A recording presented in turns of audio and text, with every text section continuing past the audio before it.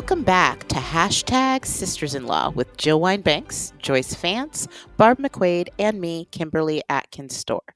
We have a lot to talk about. We don't stop just because it's summertime. So today we're going to talk about efforts to bring ethics to the Supreme Court, the trial of Senator Bob Menendez wrapping up, and we'll take a look at part of Project 2025. We're going to start doing that regularly on this podcast, looking at all the things that would happen if it actually goes into effect. And this week, we're going to look at how it would change some criminal prosecutions in major cities. But first, before we get to that, I'm very excited that the sisters-in-law will be getting together in person again, this time on September 20th for an evening with the sisters-in-law at the 92nd Street Y. I know that's your old stomping ground, Jill, that used to live in the neighborhood. How excited are you? I am so thrilled. When I took guitar lessons there while I was in law school, I never thought I'd be a speaker at the 92nd Street Y. It's so cool. Really great audience. It's very exciting. I hope my law school classmates will show up and that Joyce's family, which is large and wonderful, that they will be there. It'll be a wonderful event. Jill, will you be playing the guitar? Well, it's sort of like my tennis lessons. I was told to quit. Yeah. I was not successful. All right, fair enough. We'll take your legal analysis instead. You guys, are we going to make a point of getting a corned beef and pastrami as long as we're up in that neck of town? Absolutely. I'm down. Yep. I'm definitely down. Pastrami queen for me. And so what sports team in New York would you find allegiance with, Barb? Yeah, this is going to be tricky because, the Detroit sports teams kind of have rivals in all of those places. In Boston, I made an exception because the Celtics were in the playoffs, playing in the NBA Finals. So I'm going to have to give this some thought, Yankees and Well, Giants Barb, while that, you're thinking about it, no-go, girl, I'm afraid. I've got something for you that's going to make your day. My youngest told me yesterday that he's thinking about applying to the University of Michigan for business school. Go Blue! But it gets worse. One of the things he said was, I really like Michigan football. Oh, love it. I figured that would make your day. Did you disown him, Joyce? It does make my day.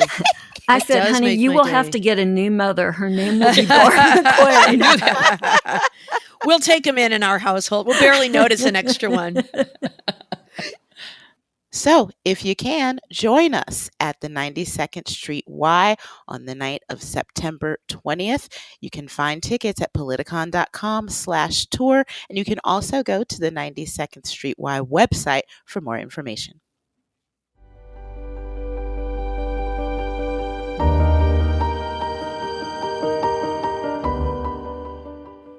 I love my Thrive Cosmetics. Whether your style is fresh-faced, full glam, or somewhere in between, you've probably seen Thrive Cosmetics Viral Tubing Mascara.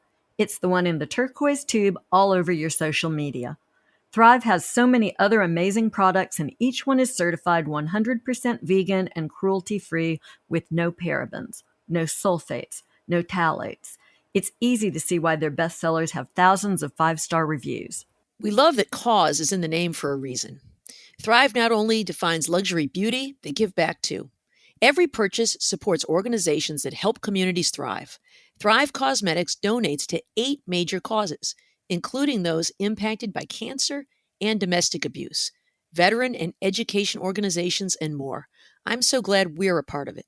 Like us, you'll look and feel great with Thrive. What's your favorite product right now, Kim? Y'all know I am a stan for the Thrive mascara. I have been rolling with that for years and years, but I also really, really do love the Brilliant Eye Brightener. It's this luxurious highlighter eyeshadow combo that makes your eye look effortless, whether you're preparing for a case or you're hosting friends or you're just running errands or out enjoying the summer day with friends. There's nothing better to give you a fresh, vibrant look. I also have another trick with that eye brightener, the gold shades. If you have lipstick on and you dot a little bit like in the middle of your lips, it gives it definition. So there's a little pro trick for you. I don't even know what that means, Kim, but it sounds good.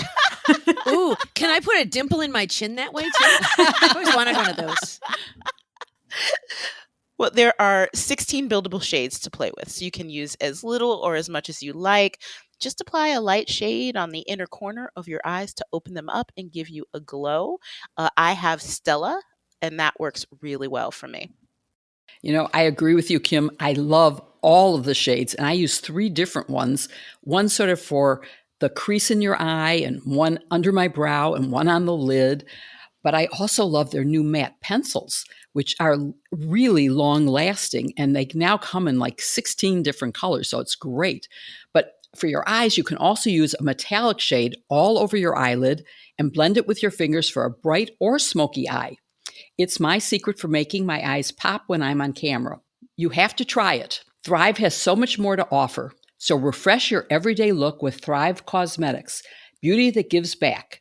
Right now, you can get an exclusive 10% off your first order at thrivecosmetics.com/sisters.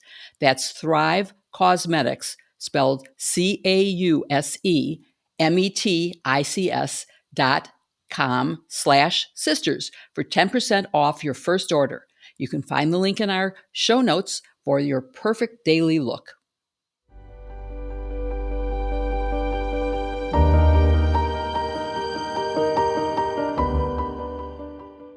Ethics and the Supreme Court. That feels like quite an oxymoron these days. And it really does break my heart. Joking aside, as someone who's used to respecting the courts, I hate these stories about ethics and the lack of integrity at the court. But here we go, because there's new reporting on Clarence Thomas.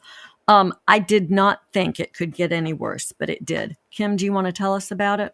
Oh my goodness. Like it's at this point it's almost well, I was going to say it's almost comical. It would be comical if it wasn't so sad.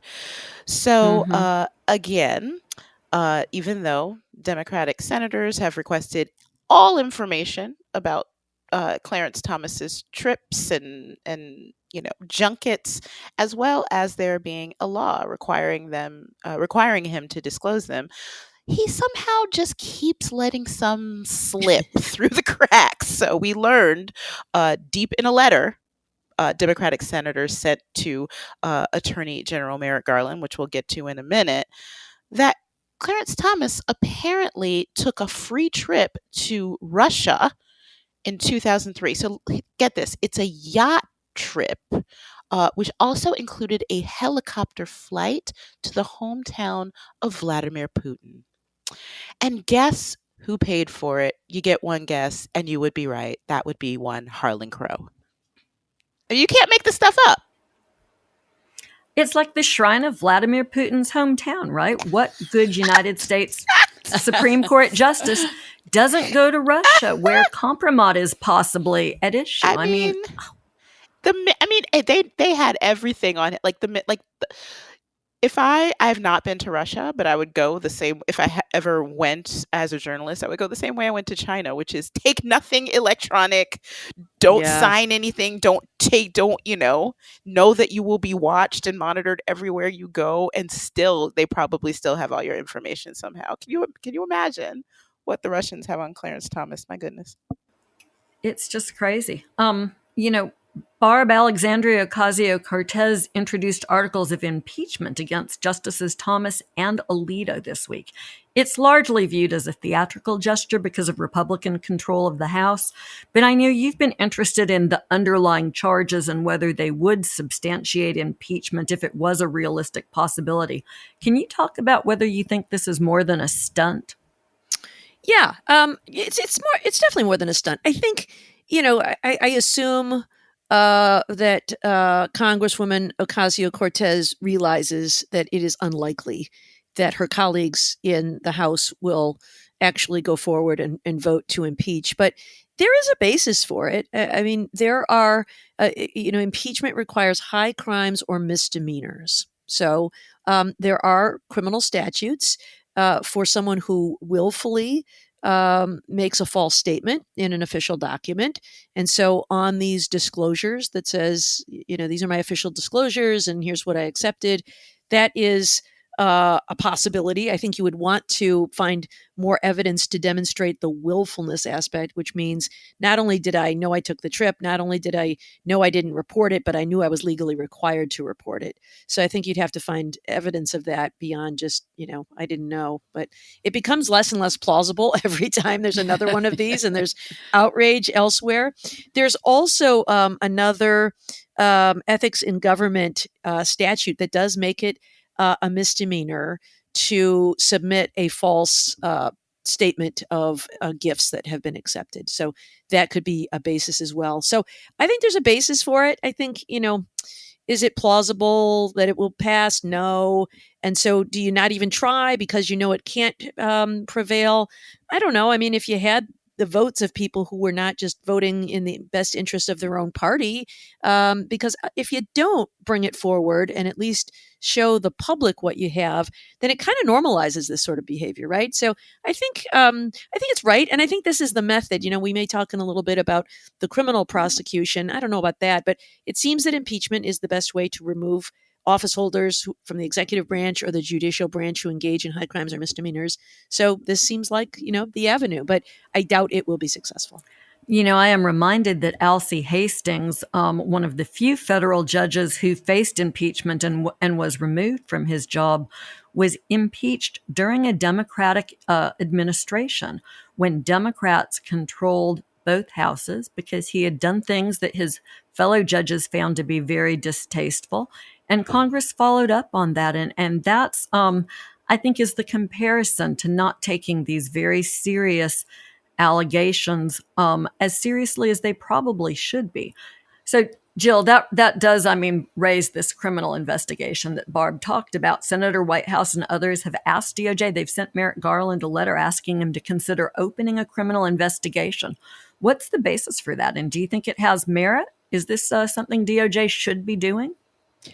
So, contrary to Barbara's implication that maybe criminal was not something that should be pursued, and pointing out the difference, impeachment is a political process. It is not linked to any particular criminal code violation. So it can be anything, including failing to recuse when you have an obvious conflict of interest. That wouldn't be true in a criminal investigation. But here, I think you do have enough. And I would say, Barb, you were questioning, is there enough to show intent and deliberateness? And I would say maybe not the first time you failed to disclose, but after you got caught by newspapers and others, and oh yeah, I'll report that one. And then you get caught again and you report that a second time, but you didn't do it when you were reporting everything else. You can't deny that he knows the reporting requirement. That's obvious. And I would have to say, if I were a prosecutor, I'd want to look at his tax returns and see whether any of these lavish gifts, the total is over $4 million worth of value. Did he pay taxes on that? I think at some point you have to say that's something legitimate to look at when you get to this amount of money. So I do think the Department of Justice should do it. I think Senator Whitehouse and Wyden and any others that have joined are correct that it is something that the DOJ should investigate. They may not find the evidence they need, and then they will drop it. But that doesn't mean you don't bring it. And I think, I've known since Watergate the importance of the public disclosure of information and of proceeding and indicting where you have the evidence. I think it's important. I think we could have avoided what's going on in America now if we had indicted Richard Nixon. It's hard to avoid that conclusion. And the possible tax violation here, it's serious. If you were a United States attorney or any other federal employee and you failed to disclose $4 million in gifts and account for them on your taxes, do you think that you would get, if not a prosecution, then a very serious investigation? I'm pretty sure you would. I would have opened that case every day of the week because it would have been incumbent upon me as a prosecutor to do my due diligence and make sure either charges, if they were appropriate, were brought, or if they weren't appropriate, that they were bypassed. So Bart may have a different take, but it seems to me I would have looked at it. What do you think? Yeah, I think I do. Sheldon Whitehouse and Senator Sheldon Whitehouse and Senator Ron Wyden submitted that letter to Merrick Garland asking for the appointment of a special counsel and cited some cases where public officials were prosecuted criminally for failure to disclose gifts. But it seemed like in all of those, there was also something else going on. There was somebody who accepted a bribe, and this was the charge that they ended up charging them with, because often it's the easy charge. You don't have to prove, any of the other stuff, any of the quid pro quo, and in an effort to, get them out of there. And so, standing alone, I just don't know that this is a criminal case. I think it's a bad look. I think it's an ethical violation. I think impeachment might be appropriate. But just like the Hunter Biden case, it strikes me as it's rare that you bring these sort of standalone tax cases. Usually the tax cases get brought because you're investigating other kinds of crimes, and the tax case ends up being the easy one to prove, the Al Capone theory of prosecution. But I think the amount of the gift is below the threshold that we would have typically charged in my former office simply for tax evasion. I think it's the ethical problem that really bothers me here, and I think ethical problems are best dealt with through discipline and termination, which is why I think impeachment is a better way to go than criminal. I'm not saying you're wrong. I'm just saying it is not typically how cases are handled and brought, and I'm always reluctant to use a criminal tool against someone in public life just because they are in public life. It's a really hard question to ask yourself, would this person be charged if they were not in public life? Like Hunter Biden. Of course, Hunter Biden did get charged. I mean, it's sort of like we live in that era. But I think your point but is it doesn't mean it's right. Can I be in the middle? No, I think your point is a fair one. Yeah. Let me just say one thing real quick, which is this.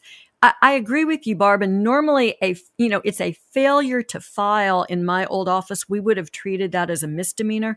But if you filed your taxes and you made material misstatements or failed to disclose tax liability on them, which is sort of what Hunter Biden is charged with in California, then we would have charged felony or misdemeanor as appropriate. And I mean, $4 million in gifts that don't get incorporated onto his taxes, boy, that's a big chunk of change for the average American. Well, if that's the amount I saw in this most recent allegation is something like $200,000. No, it was 4 million point two in total gifts.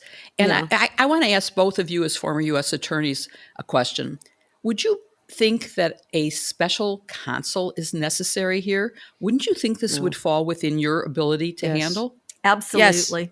Yeah, me too. I don't know why they're asking for special counsel. No. They should just refer it to the U.S. attorney. Yeah, but okay, yes, Kim, you wanted to. Kim, sorry, I just sort of I'm taking both the points made by Barb and Joyce, and I'm sort of in the middle.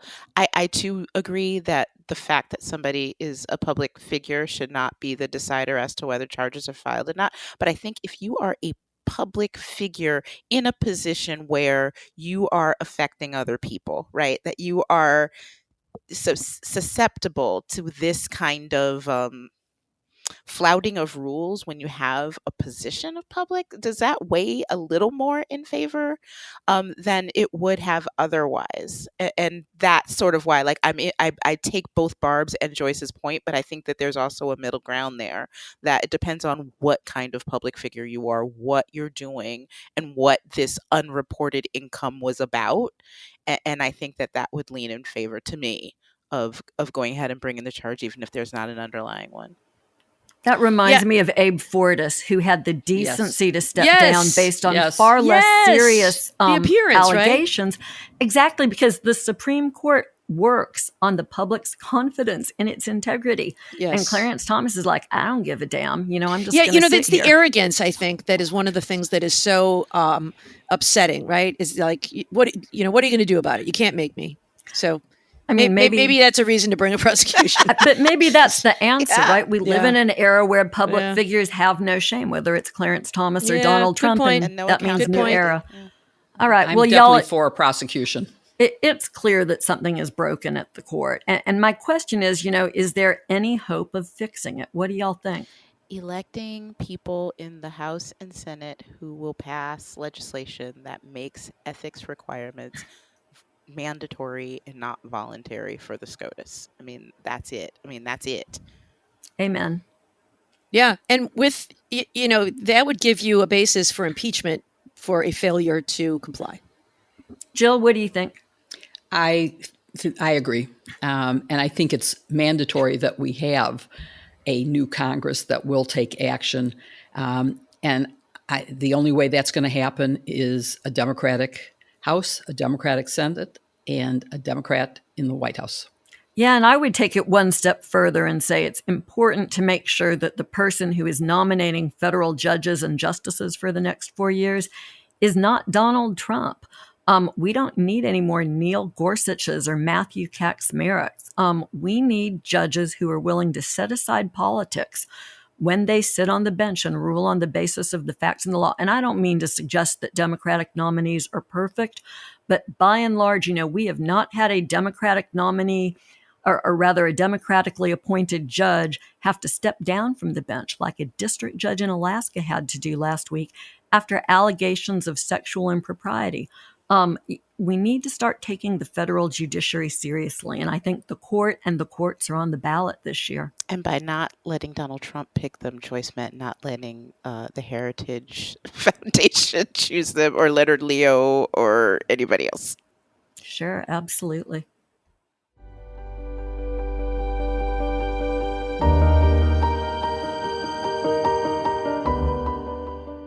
I love OneSkin. I've been using it ever since they first started advertising on the podcast. And something I'm super grateful for this summer is the product with SPF in it, because I've noticed that this summer I'm not having problems with getting more sun than I'd like because I've been really religious about using it. And frankly, after cooking in the dry summer heat, I am very grateful to have OneSkin's OS01 Face SPF Protect and Repair because it fights back against sun damage. Especially during travel and vacation, and even on my commute back and forth to Tuscaloosa, where the sun coming in from the side of the car can be really strong, I feel great knowing my skin will be ready for anything the elements can throw at me.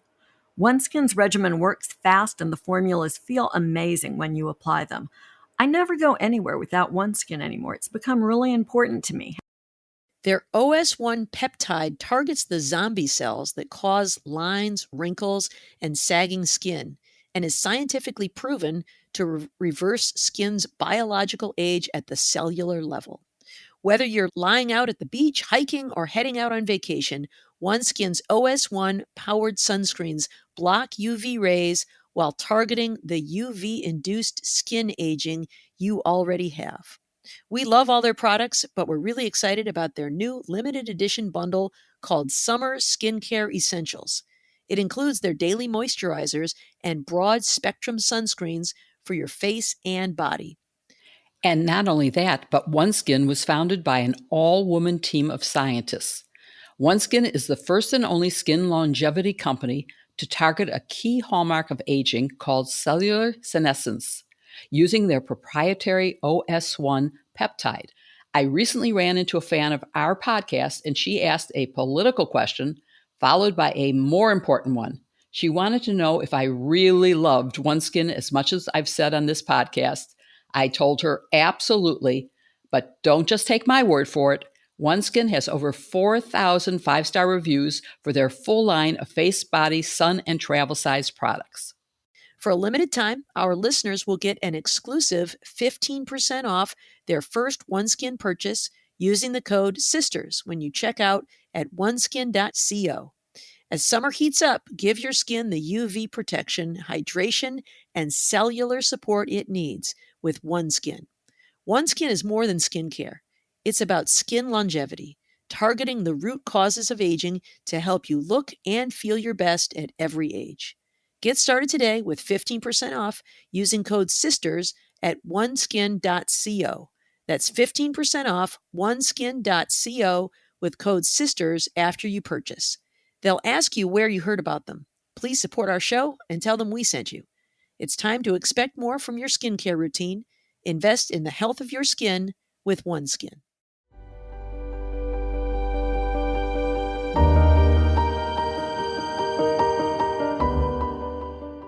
The jury began deliberations on Friday in the trial of Senator Bob Menendez of New Jersey. Menendez is charged with bribery and several related offenses. He's on trial along with two businessmen who allegedly paid those bribes. There's a third co-defendant who pleaded guilty and testified at the trial. Menendez's wife has also been charged in the scheme, but she'll have a separate trial later due to some health concerns that she's having now.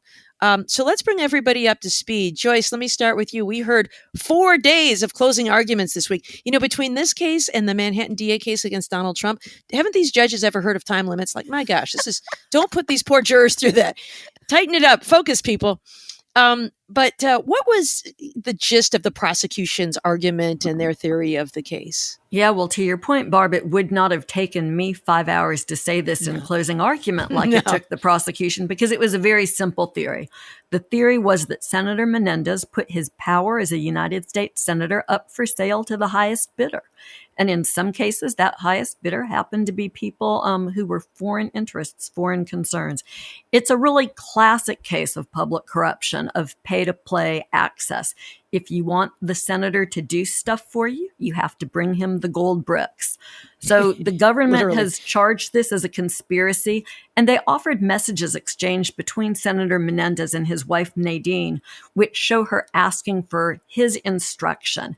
And prosecutors say that's evidence of a conspiracy. The senator wanted to keep his fingerprints off of everything, and that's why you see Nadine Menendez in the mix.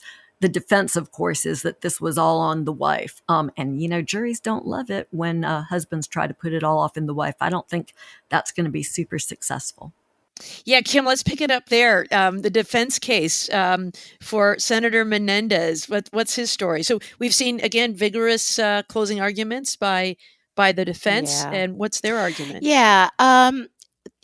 I don't know if the listeners can sort of hear my eyes rolling in the background, but listen, you know, it's one of the defenses. The main defense in a nutshell is basically what every defendant has the right to say, which is the prosecution hasn't made its case. The prosecution has not put together the sort of pay to play scheme for bribery that is required. And it is up to the prosecution to make the case. It is not up to the defense to unmake the case. But some of the arguments and how the prosecution failed, I thought were interesting. One, the attorneys for Menendez said, there was all this cash that they found in the house. But you know what? He's Cuban. And you keep cash in the house all the way back from the senator's father who immigrated here from Cuba with cash stuffed in a clock. That's just a very Cuban way. Now, we have discussed before how some folks, including folks in communities of color, and don't at me, I know that white people do this too. I'm not saying it's exclusive, but it is a very cultural thing for a lot of people to keep cash, whether it's distrust of banks. I'm sure with immigrants that might be something as well. And so I don't discount that. But it's one thing when you're like Fonnie Willis with a couple grand on you. It's another thing with the levels of money that we are talking about here. Like, oops, yeah, I just had that laying around. I'm a $500,000. What? And the gold bricks. I'm gonna get to the gold bricks. But what member of the Senate doesn't have who among us hundreds of thousands of dollars just sitting in the house? Okay, it's cultural. Another and stuffed in shoes. Envelopes. Another defense is that those gold bars. Those are my wife's. I don't know where she got them. We live different lives. She keeps them in her part of the house. I don't know.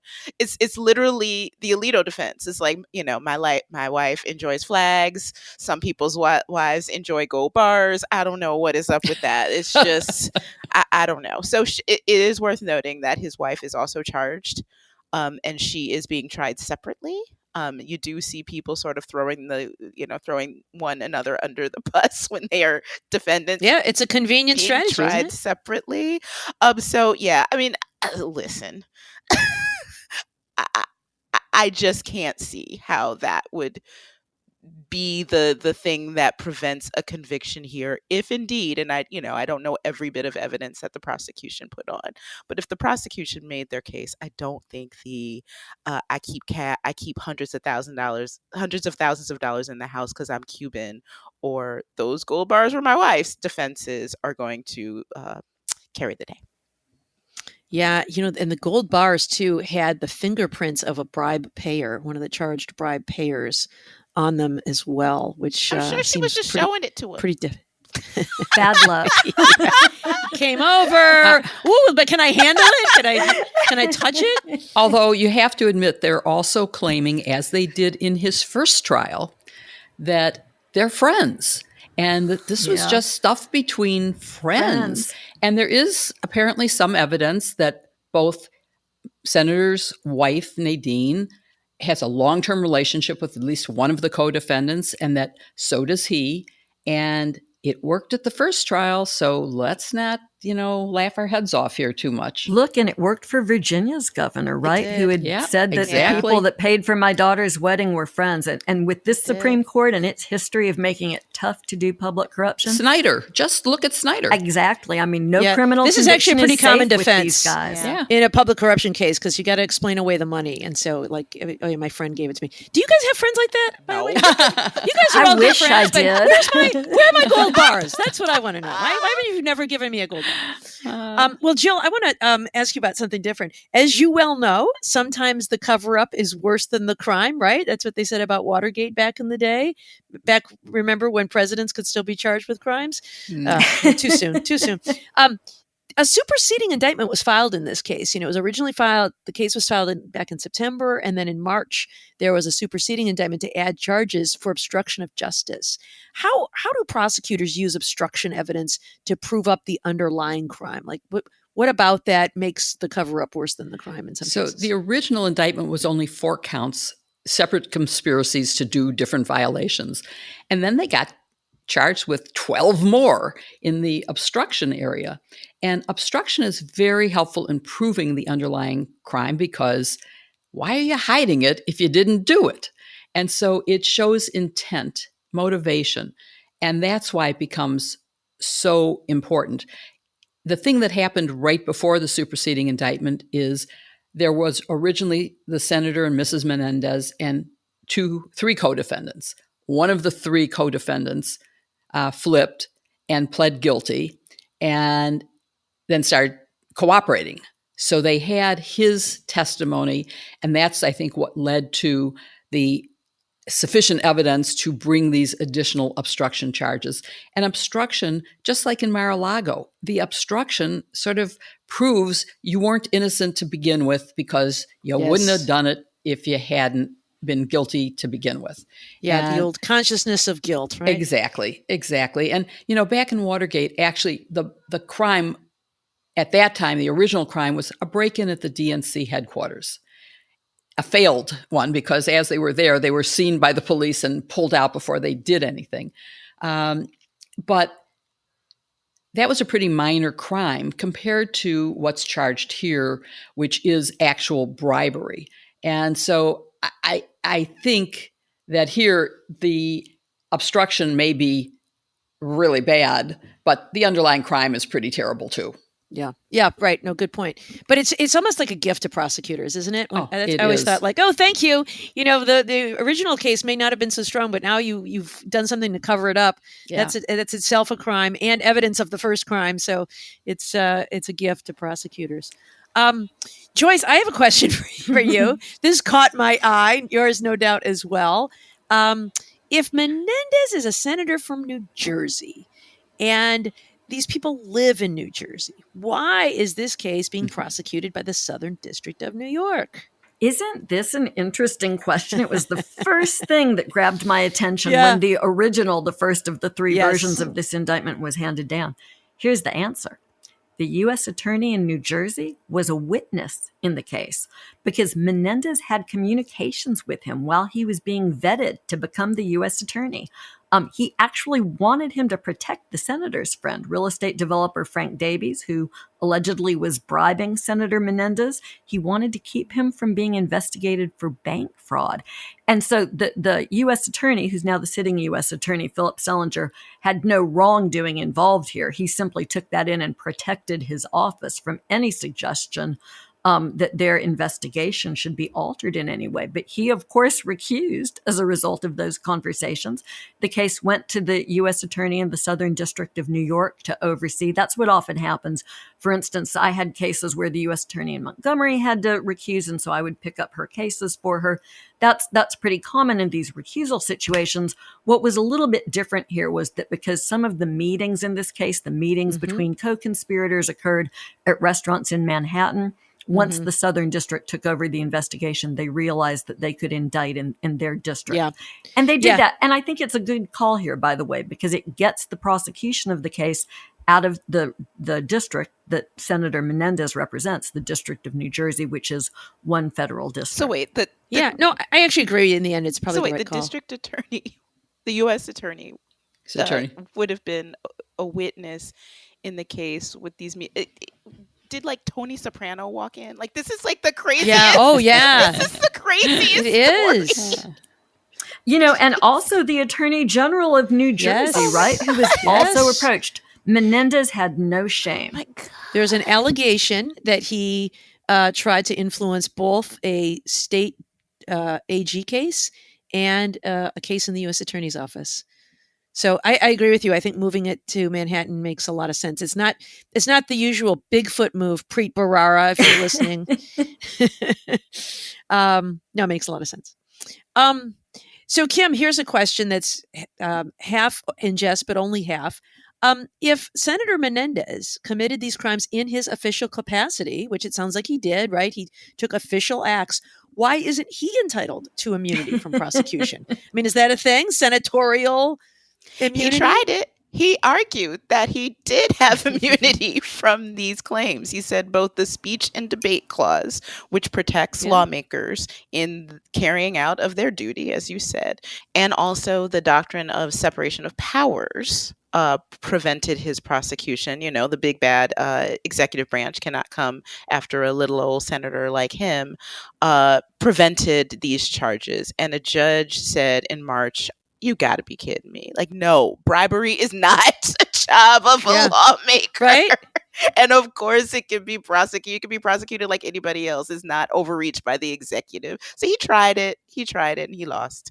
I think after this Trump case, though, they're going to, like, everybody's going to try this, right? I mean, or you can't use the evidence of my official acts. Because he did commit official acts. That might be, I'm less worried about wide grants of immunity, but I am worried about the evidentiary spillover from this terrible opinion. It's crazy, right? I mean, it shows how bad the Supreme Court's decision in Trump v. U.S. was. Yeah, I think it's going to take us years to realize all the different ripple effects that it has as we see how it changes our assumptions of so many things. Well, let me ask you, Jill, you mentioned a prior case. This, as you said, is not Menendez's first rodeo. He was charged with bribery once before. Can you tell us about that case and how that turned out for Menendez? Yeah, it turned out pretty good for him, actually. It was a case involving someone he said was a close friend who was a dentist. And he claimed that these were just gifts from a friend. And of course, the Supreme Court in Snyder has said, yeah, gifts, that don't precede the act that you're supposed to do, those are just gratuities. They're like tips, and that's okay. You have to pay somebody and specifically say, in exchange, you have to do this. And that's a serious problem, and it's been going on, as we've said. The governor of Virginia got away with it. And so he was acquitted by a jury and apparently didn't learn his lesson and went about business where he has all this cash and all these gold bars. Don't forget the $60,000 Mercedes-Benz or the mortgage payment that all add up to over $4 million and $500,000 in cash.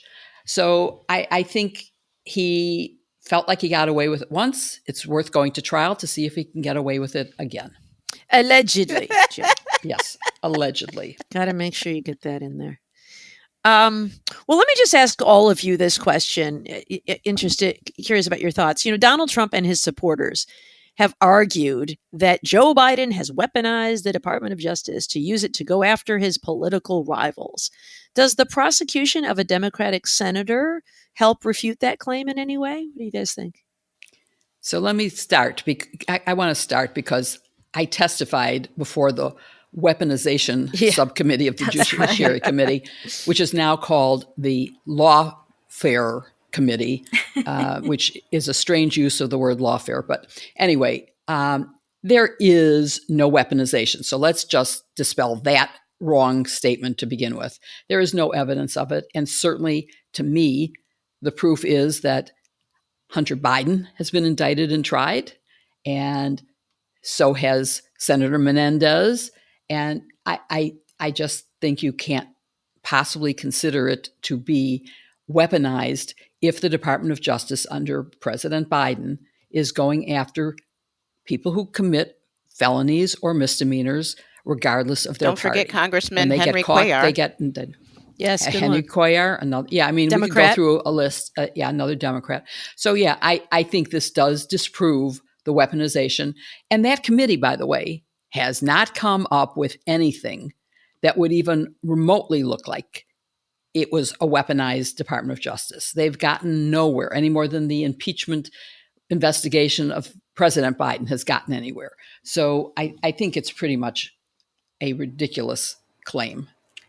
I mean, can we just say, that Jim Jordan, who's been really big on this whole notion of weaponization of government, is a failed lawyer. He went to law school, never passed the bar, never it 3 practiced, times. Doesn't know anything about prosecuting cases.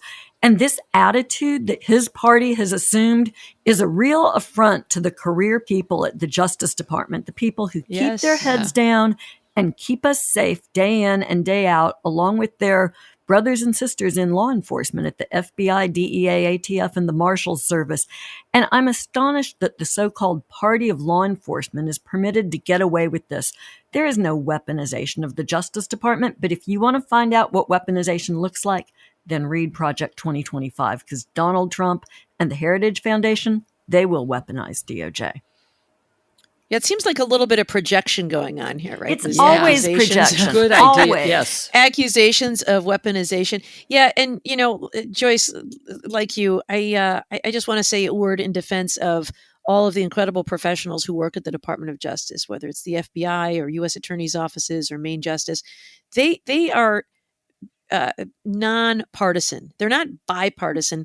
They're nonpartisan. It's part of the principles of federal prosecution that is impermissible to look at politics in making a decision regarding charging. And, the people who work in those offices are just not political. They're looking at facts and law and prosecuting people regardless of political party. And so this idea that somehow Joe Biden has weaponized the Department of Justice. I mean, he's hands off. He has followed the memos that have existed since Watergate that says, presidents don't direct the Department of Justice. It's an effort to have independence. If he tried to, the career folks at DOJ, who, by the way, no secret, right? DOJ folks and law enforcement folks tend to lean a little bit conservative, especially the law enforcement folks. If there was any effort to weaponize, those folks would be up in arms, at a minimum resigning. And so this suggestion that Biden has somehow turned the Justice Department into his personal tool, it's just way off base. And most of those people are career prosecutors who serve under Democrats and Republicans without any change in their perception of what constitutes a crime. And, when I was testifying, I was going to have to be questioned by Jim Jordan. And I just wondered in advance, I was really worried how I would react. But Did you climb over the table and go after him, Jill? I didn't, but I was wearing a jacket. He wasn't, but I was.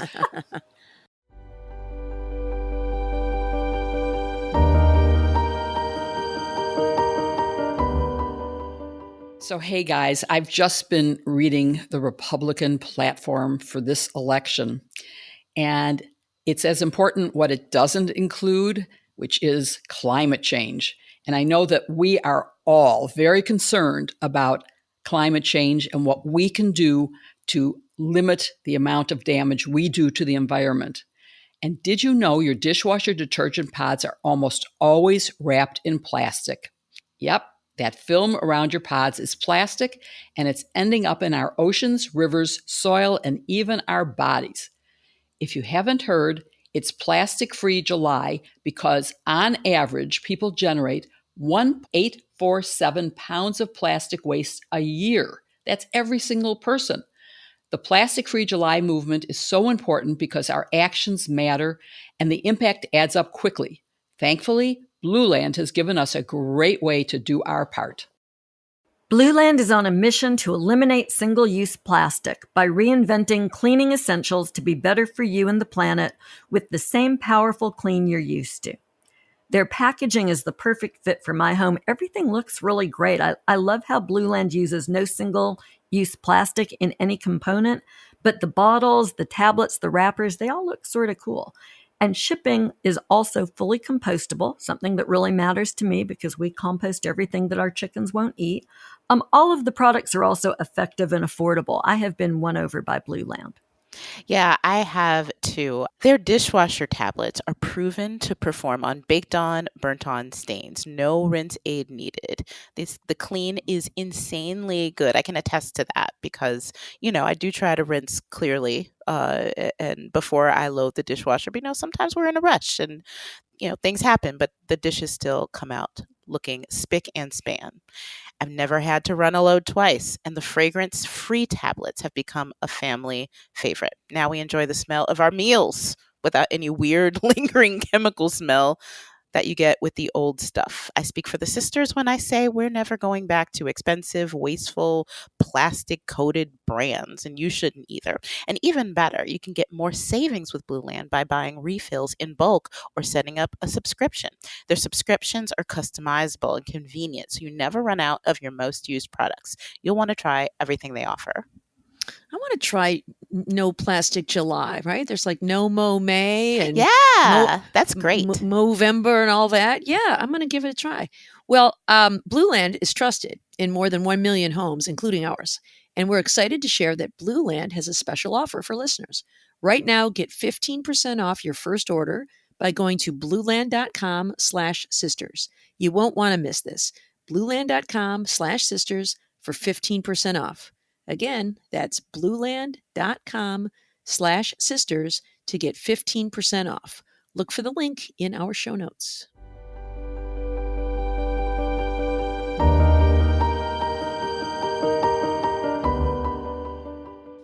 Today, we are starting a series of discussions where the sisters-in-law will analyze the content and meaning of the words of Project 2025 and the Republican 2024 platform that echoes Project 2025.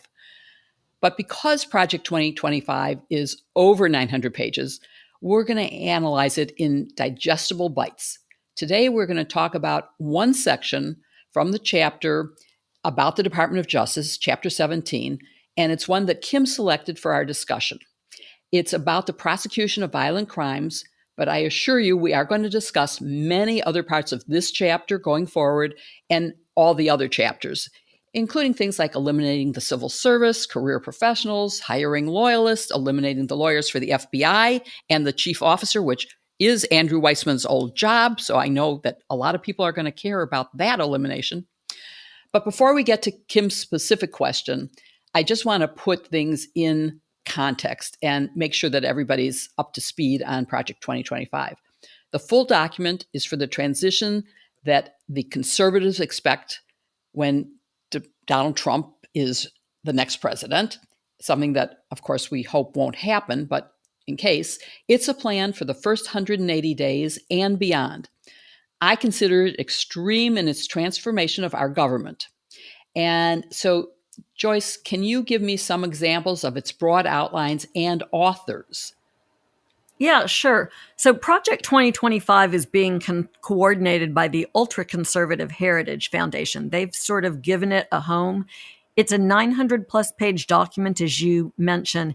It is written by a series of authors. Every chapter is authored by another conservative luminary, and it reads like a who's who of top conservatives. More than 80% of them served in the Trump administration. A large number of conservative groups are involved and have made contributions to Project 2025. So I think of it, I've sort of evolved my thinking to think of it less as a heritage foundation project and more as an all of the most conservative movements in the country's work of their combined hopes and dreams for America. And it's very simply a plan for transforming our three branches, our co-equal branches of government, into a unitary presidency with a powerful executive aided by a compliant Supreme Court, permits that president to marshal his power to implement long-term conservative policies like a national ban on abortion, the end of a merit-based federal bureaucracy in favor of one that has to show loyalty to a new conservative president, and a wave of massive deportations, they say on day one, of people who are alleged to be here without legal status. You know, there's something for everybody to hate in this. For instance, it also calls for an end to programs like Head Start and a decrease in funding for special education. So, I mean, really, if you read this document long and deep, you're going to find something not to like. I think what they're counting on is that few people will read all 900 pages. And it's written sort of in this very neutral terminology where you might think, oh, well, that sounds okay. It's just a policy difference. Or maybe it would be good to deport illegal aliens who are stealing American jobs. But when you read it on a deeper level, you come to understand how oppositional it is to fundamental American values. The authors include people like Ken Cuccinelli, who served Donald Trump as his head of DHS for the last 2 years of his administration, even though he was never confirmed. There's also Gene Hamilton, who wrote the chapter on transforming DOJ into a political tool that a president could wield against his enemies. Hamilton was at DOJ and played a role in creating the family separation policy and ending DACA for kids. So look, I've been writing about Project 2025 in my newsletter, Civil Discourse, since last November when it first caught my eye. I am really glad we're going to take this on in these bite-sized morsels because that's the best way to understand it. But Project 2025 as a whole is deeply disturbing. It is not consistent with my vision of an America where the government is supposed to protect our rights and create a country of equal opportunity and inclusiveness for all people, instead of just people who adopt a conservative line on political and religious beliefs. Yeah, it's a terrifying document. It ends birthright citizenship, calls for a national abortion ban, full enforcement of the Comstock Act. And you didn't mention Peter Navarro, who's an author of this document. Peter Navarro, who is now in jail, but was the trade advisor to the Trump administration. And the Secretary of Defense, or the person who was the Secretary of Defense on January 6th, when troops were not called out in a timely fashion, and who Victor, she, and I interviewed on iGen Politics in one of our most outstanding interviews ever, something everybody should listen to. And let's not forget, Ben Carson is an author as well. We remember all of those people. But Barb, given the relationship of people that we've mentioned, and by the way, Gene Hamilton works for the foundation run by Stephen Miller, one of our all-time favorite people in the Trump administration, and who I sat next to when I was testifying before the Weaponization Committee. Is Trump being truthful when he says he knows nothing about the document or its creators? Yeah, no, not at all. I think what's going on is that he has seen that it's getting a lot of attention lately, and people are noticing it and reading it and horrified by it. And so he's trying to distance himself from it. But he said at a Heritage Foundation dinner in April of 2022, this is a great group, and they're going to lay the groundwork and detail plans for exactly what our movement will do and what your movement will do when the American people give us a colossal mandate to save America. So he's very much in bed with the Heritage Foundation. Project 2025 is led by Kevin Roberts at the Heritage Foundation, and he has said something like, our efforts will be bloodless if the left allows it to be. I mean, my gosh, that's terrifying. I mean, it really suggests that this, if necessary, it will be violence will be used. But Project 2025 is backed by more than 100 conservative organizations, many of which are led by close allies of Donald Trump. One of them is the Claremont Institute, which was, of course, John Eastman's former employer. Yeah. That was the architect of the fake elector all the scheme. best people. America First Legal, which is, as you mentioned, led by Stephen Miller, who was a former Trump advisor, who was the immigration hawk in his administration. And there are a number of former Trump administration officials involved in Project 2025. His former Office of Management and Budget Director, Russ Vought, is a leading proponent of it. Former acting defense secretary Christopher Miller, Jill, I know you had him on Intergenerational Politics, and he melted down. Ben Carson, he who screamed at Victor. He was going to walk off after Victor asked one question. Victor was 18 years old at the time. Good for Victor. Yeah, what a big man.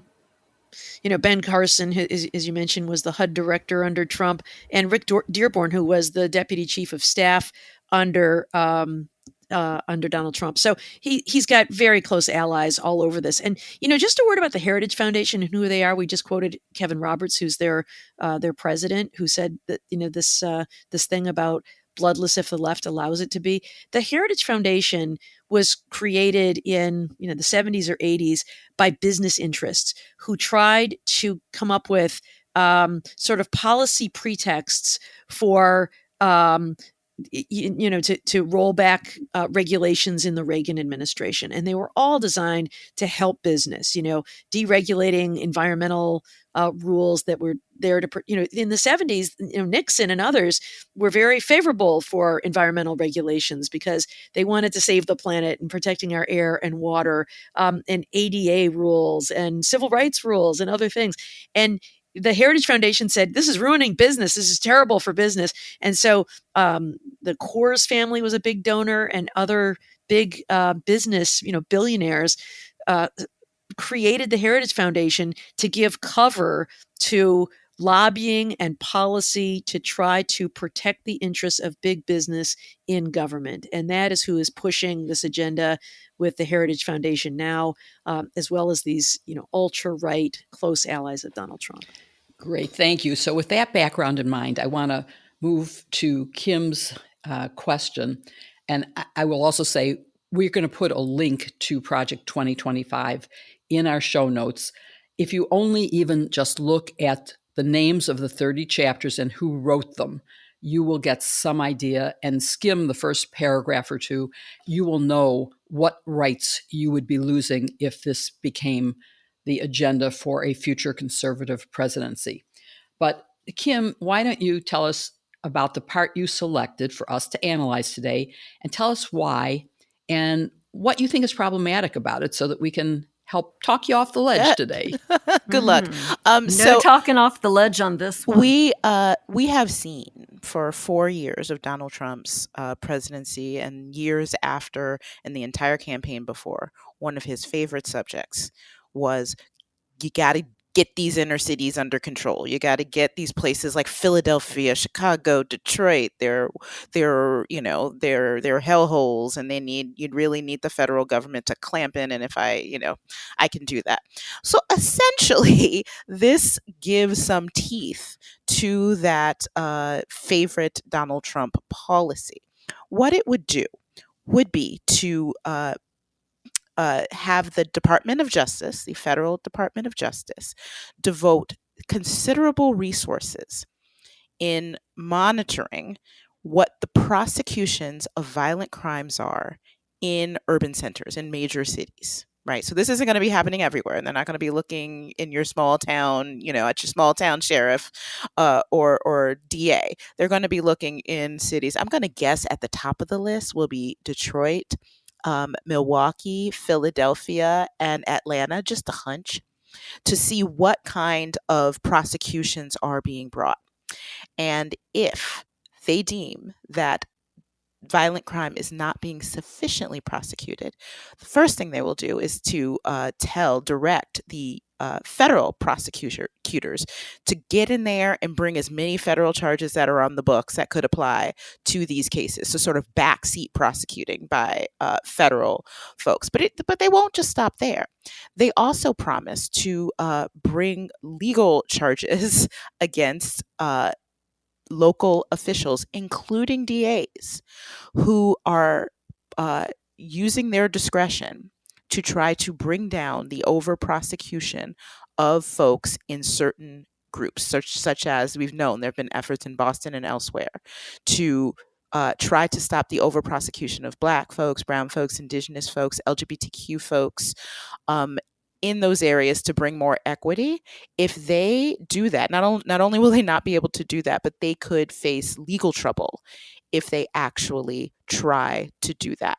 What this seems to me is, to the extent possible, that they're trying to federalize criminal prosecutions in places where they think Black, brown, LGBTQ folks are, to put more of them in jail, and to sort of give just really vicious teeth to this tough on crime policy that Donald Trump loves. And all of this, by the way, at the time that this was drafted, completely ignores the fact that violent crime in all but a couple of cities is down. It is down. It is not up. So this is a solution without a problem. It is hateful. It is racist. And I think it is more than a little bit driven by sort of a payback from the social justice movement that happened during Donald Trump's administration, where groups like Black Lives Matter brought to the attention the brutality that Black and brown people often face. Is payback. They thought those people were terrorists, and now they're going after them. Yeah, I mean, this is already happening in Florida. At least 2 independently elected state's attorneys who ran on a platform of what they would and wouldn't go after were relieved of their duties by the governor under some weird theory that he didn't like that they weren't prosecuting minor drug crimes. So this is not what you want to have happen. But Joyce, let's look at what Kim has, the part that she has referred us to. And I want you and Barb, and then Kim, yeah, you've sort of already weighed in, but if you think of something else you want to add. But Joyce and Barb, go ahead and give us your analysis of the meaning of this, whether it's needed, whether is this one. Joyce, you said it. Go ahead and give us your analysis of this. Yeah. So, I mean, look, here's the bottom line. The way that you can tell that this policy is, as Kim says, mean-spirited and not connected to law enforcement priorities is this notion of prosecuting the prosecutors who don't do what the conservatives at the Heritage Foundation want them to do. That's not how law enforcement works. Look, as a prosecutor, one of my jobs, in fact, when Eric Holder was the U.S. attorney, he directed all of his U.S. attorneys, all 93 of us across the country, to sit down with our state and local partners and to talk with them about their priorities and what assistance did they need from us. And so there were cases where I did violent crime prosecutions. I did a major one in Tuscaloosa because the chief said to me, "We need your help. We need you to do some gun prosecutions to give us the space that we need to make our streets safe." I did that at their request. Here's what Project 2025 says, and I quote, it says, "A disturbing number of state and local jurisdictions have enacted policies that directly undermine public safety, leave doubt about whether criminals will be punished, and weaken the rule of law." And that's just bunk. No law enforcement official ever says, "I want to undermine public safety." Instead, what's happening is that prosecutors have an enormous amount of discretion to determine what cases they will bring, and they exercise it based on what's important in their jurisdiction.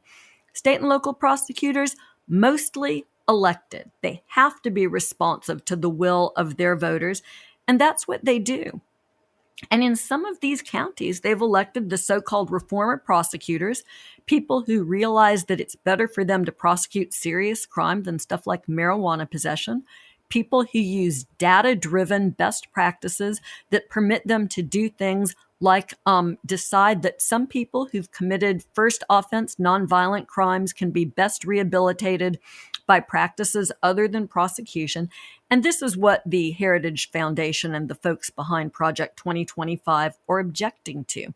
They don't want to see data-driven best practices. Instead, they want this old-fashioned, tough-on-crime sort of approach. And the bottom line is this: it's not their call to make. Prosecution priorities are set by local prosecutors, by U.S. attorneys, by folks in those jurisdictions. And this idea that the feds should be looking over the shoulder of state and local prosecutors and setting their priorities for them, that's about as far away from the traditional states' rights views of conservatives as you can get. It really, I think, is just like waving a big red flag saying, this isn't about good law enforcement policy. This isn't about making communities safer. This is about making people afraid and ensuring that no one will do anything that's contrary to our Christian nationalist view of how society should function. Wow, yeah, I think you raise a really good point there about states' rights. The idea that if state prosecutors are exercising their discretion in a way that the feds don't like, they should be prosecuted. I mean, that is the absolute opposite of federalism and comity and states' rights. But I also think this is a propaganda document. It talks about catastrophic increases in crime, particularly violent crime nationwide. False. Crime and violent crime are down. Can I just give you one example of that hits close to home for me because my daughter lives there? 4 murders year to date in Boston. 4. And that's one of the cities where you've had a string of district attorneys in Suffolk County who made it a priority to focus. They do focus on the violent crime, the worst crimes, while also trying to minimize the negative impact of over prosecution in other communities. They're doing both things at the same time. Yeah, and can I say why I think this is such a propaganda piece? And I have to believe the people who are writing this actually know better. I mean, one of the things they do is they say the Attorney General should direct all U.S. attorneys to sit down with their state and local counterparts and develop a jurisdiction-specific plan. My gosh, Eric Holder did that. Merrick Garland has done that, of course. But the idea that you've got to prosecute every single case that comes across your desk is not realistic because you have finite resources, and so you have to prioritize. In my former office, we had the capacity to do about 1,000 cases a year. Now, if we're doing every immigration case, not based on whether they're violent or a risk to national security, but just if they happen to be here without documentation, that's a case. Okay, we got 999 left, how do you want us to use them? Or they talk about prosecuting every case of illegal drug possession. Okay, you want to do that? Then that means there's a lot of other big cases that we are not going to get to that are far more dangerous, taking down, large criminal organizations. And so typically the way the work gets divided in these meetings where you coordinate between federal and state prosecutors is the state handles the street crimes that are most serious: homicides, arsons, home invasions, rapes, very serious crimes. And then the feds take on the big organizational cases, large gangs, carjacking rings, drug cartels. Those are the big cases. But, national security threats, corporate fraud, public corruption cases.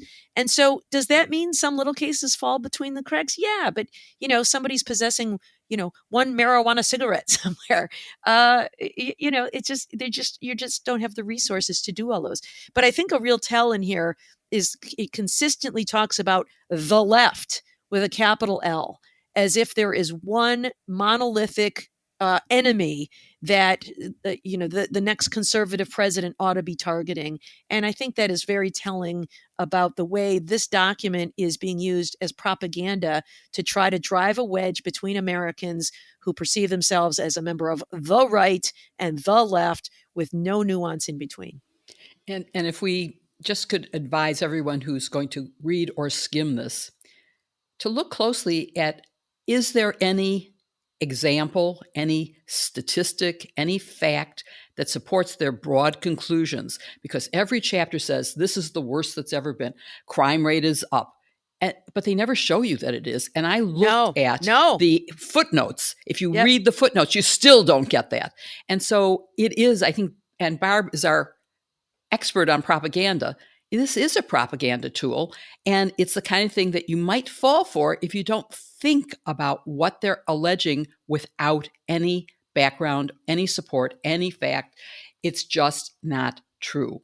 So it's really a document that I look forward to having many more discussions about, because every page, I mean, we could have 900 episodes on just this, because as you can see, we talked about basically one paragraph, and it was a rich and robust conversation that should alert you to how bad everything else is.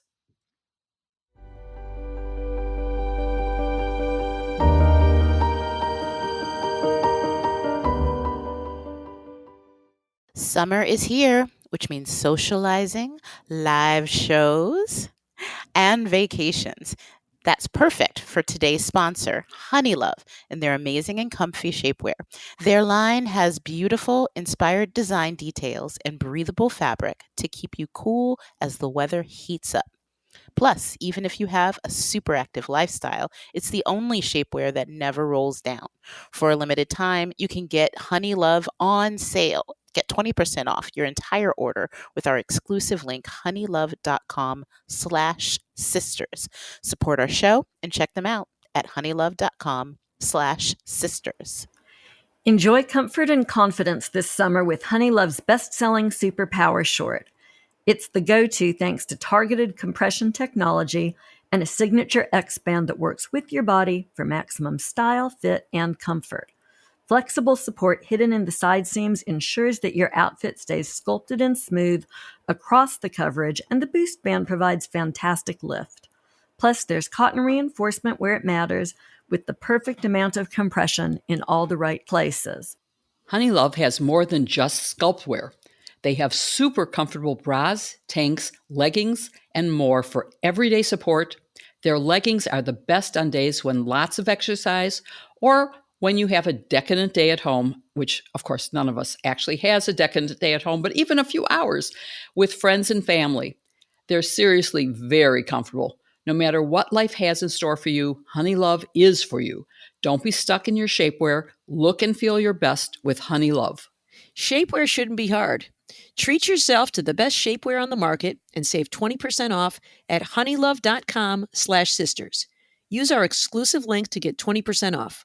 honeylove.com/sisters. After you purchase, they'll ask you where you heard about them. Please support our show and tell them we sent you. The summer vibes are getting started, honey, so shape your life with Honeylove. Look for the link in the show notes.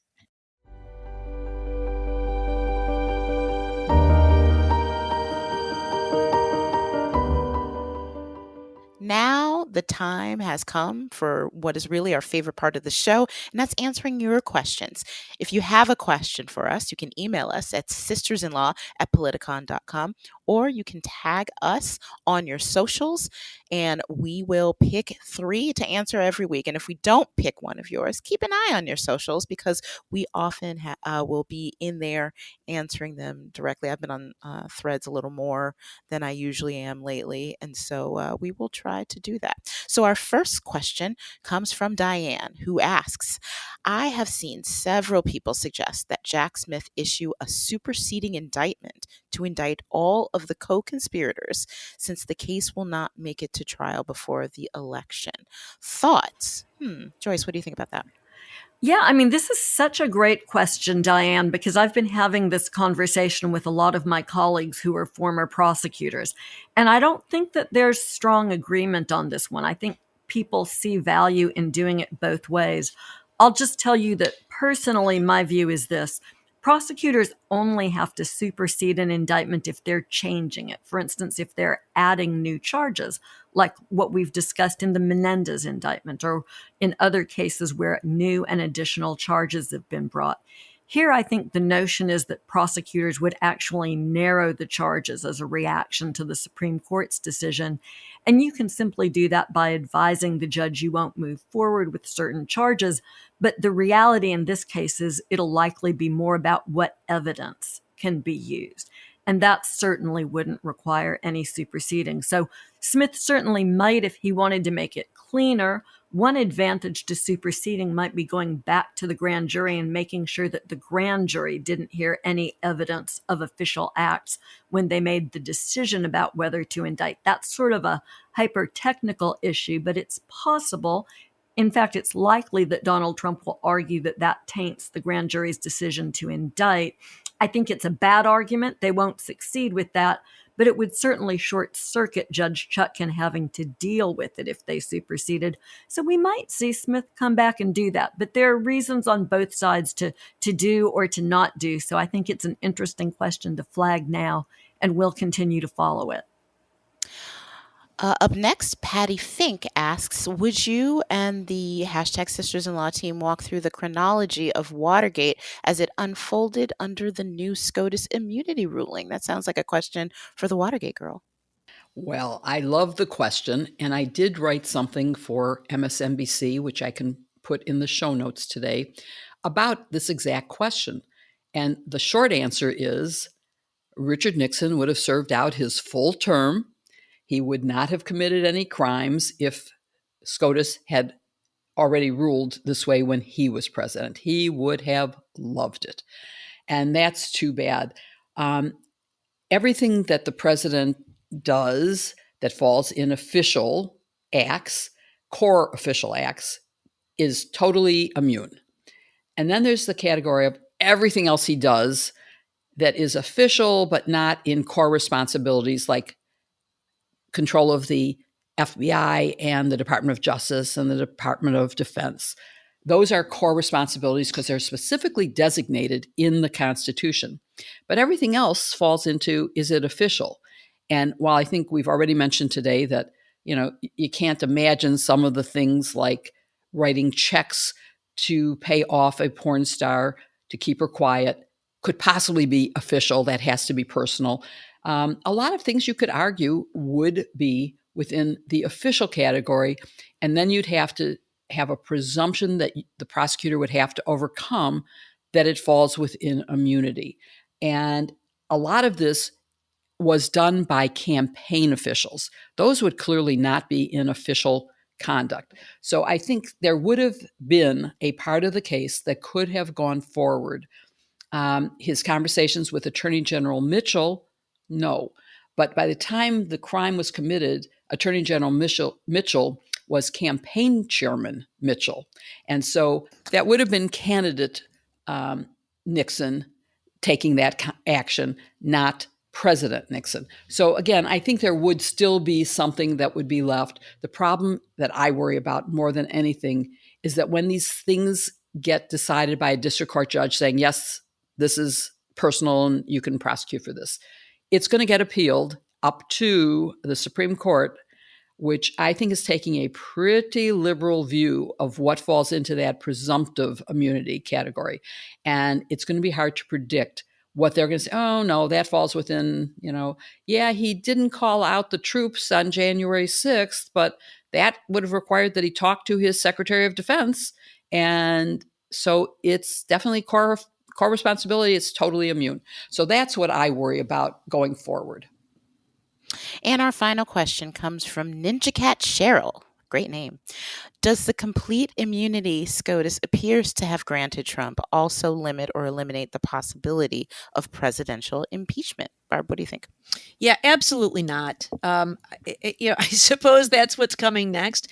But I think that this is what Chief Justice Roberts has in mind for the way to hold a president accountable, and the only way for misconduct in their official conduct. The problem I have with this is that impeachment has been rendered somewhat meaningless in our current age. And that's why it seems so either naive, if not duplicitous, to suggest that a president should not be criminally prosecuted for official acts, because of course we've got impeachment for that. But impeachment requires that the House impeach, charge, and that the Senate convict by a 2/3 vote. And in our hyper-partisan times, it is hard to imagine that you could see that 2/3 vote, because it's going to require in the Senate, it's been pretty evenly split in recent years, that you would have to have a significant number of the president's own party vote to convict on impeachment. And, I just don't know that we're going to see that happen. Can you imagine Republican senators having the courage to convict a President Trump who gets impeached at an impeachment trial? I just don't think so. And so I think even though the impeachment clause, I think, is alive and well, I think it is because it is so, it has become so neutered that I don't think it is sufficient to hold a president accountable.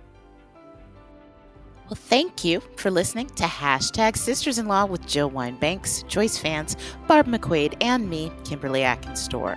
Remember to mark your calendars. Hashtag Sisters-in-Law will be doing a live show at the 92nd Street Y in New York City on September 20th. You can get tickets at politicon.com/tour or at the 92nd Street Y website.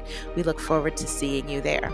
And please show some love for this week's sponsors, Thrive Cosmetics, OneSkin, Blue Land, and Honey Love. Their links are in the show notes. Please support them because they make this podcast possible. Also, follow Hashtag Sisters-in-Law on Apple Podcasts or wherever you listen. And please give us a 5-star review. It really helps other people find the show. Can you believe it? There are still people who don't listen. But, it helps. Give us 5 stars. See you next week on another episode. Hashtag Sisters-in-Law. Tim is actually on vacay. I can't be president. All right, I'm going to try again. It's just so funny. I'm going to try again. Sorry. I can't be president either. Pumpernickel. Again, I cannot be president because the wrong words come out. I'm distracted by Bella, who's trying to make an escape. Can you see? Hang on. Maybe that's Biden's problem. He's got Major looking around. He's afraid he's going to bite somebody. Come here, baby. Come here. Come here. Can you come stay with mommy? Come stay with mommy. It sounds okay if you. Joyce, you said it. I can't be president either. Sorry. Okay, that was my first mistake today. Okay, so you're the most qualified. Anyway, you two are always confused. You're the most qualified of us, Jill. So there's that. You only made one mistake.